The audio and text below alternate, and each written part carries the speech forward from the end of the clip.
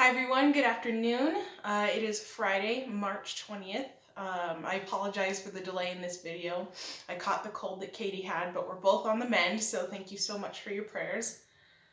Today I wanted to talk to parents and teens about how to make a space for prayer in your own homes.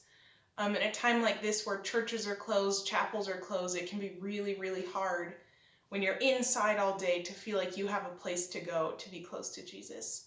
But with that being said, no matter where you are or what you're doing, Jesus will come to you if you invite him in. This is just to kind of give you guys an example of what I do to stay on track, what helps me focus. If your prayer life is anything like mine, I'm easily distracted. I have a hard time getting started. So having a place in my room or in the apartment where I can calm down and just kind of de-stress and focus on prayer, that's what really helps me to dig into it. So I'm going to start off by showing you a little bit around the apartment and then on to what my room looks like. So without further ado, let's get started. So right when you come into the apartment, right away you see two crucifixes. This one belongs to Katie, and then on the back wall, this wood one belongs to me. And then we're going to keep on going down the hall into my room here. And if you're wondering if I cleaned my room just for this video, you are absolutely correct. So I'm going to show you my bookcase first. Take a peek at my little fishy friend here.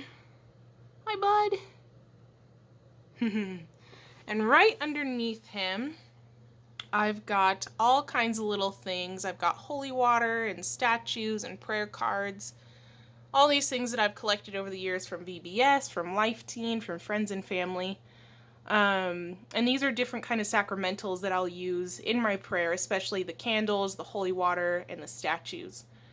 So moving on from here, I'm going to take you over to the big wall behind my door here. And I don't really know what you would call this, maybe like a really big vision board. But every time I come across a new prayer or an image or something that I like, I usually put it right up here.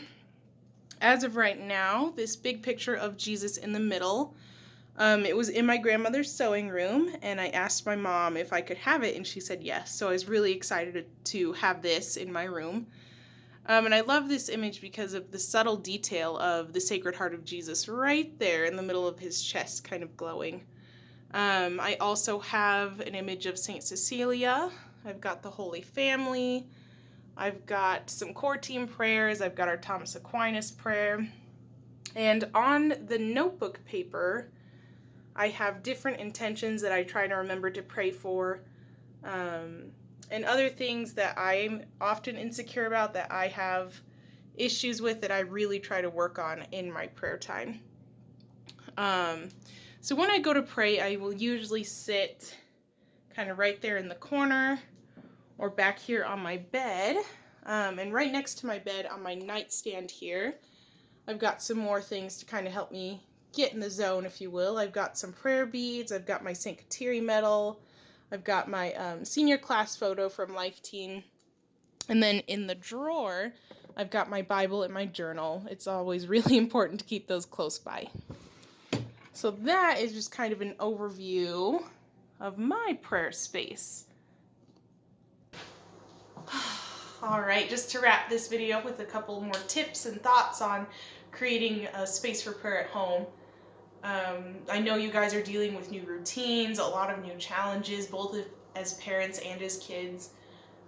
When it comes to taking time to pray and finding a space to pray, it doesn't have to be over the top. It does not have to be something really extravagant. It just has to be a place where you can come together and be with Jesus.